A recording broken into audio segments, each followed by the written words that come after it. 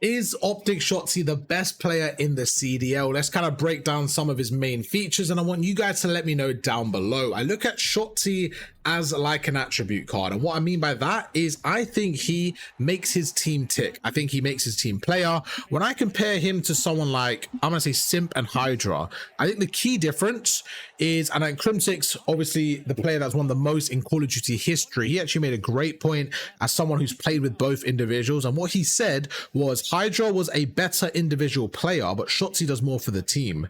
And I think just over the years of watching them play as well, I think you can kind of see that where Hydra, you could argue, is maybe more consistent, has maybe a higher floor. What you could also argue is Shotzzy has elevated his team to another level. Overall, I think you always look at Hydra, for example, in MW2, like, oh, he was the best player, right? But when you look at Shotzzy, you're like, his team arguably plays the best Call of Duty at times at maybe a, maybe the peak of their team is higher.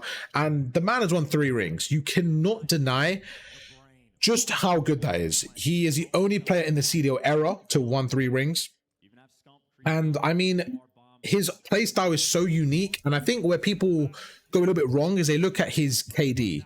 KD for a player like Shotzzy, I think doesn't do him justice, because when you look at what he does, I think his best attribute, his biggest thing is his distraction for the opponents. It's the way he plays. It's like each life, the value that he provides is a lot more than just what the KD offers. So I think if we were really to judge these players, you have to look at overall kind of the way they play, the impact on their team, the role, and if you could replace that individual. And I think the player like Shotzzy this year would have really hurt him if they didn't have the ending it did.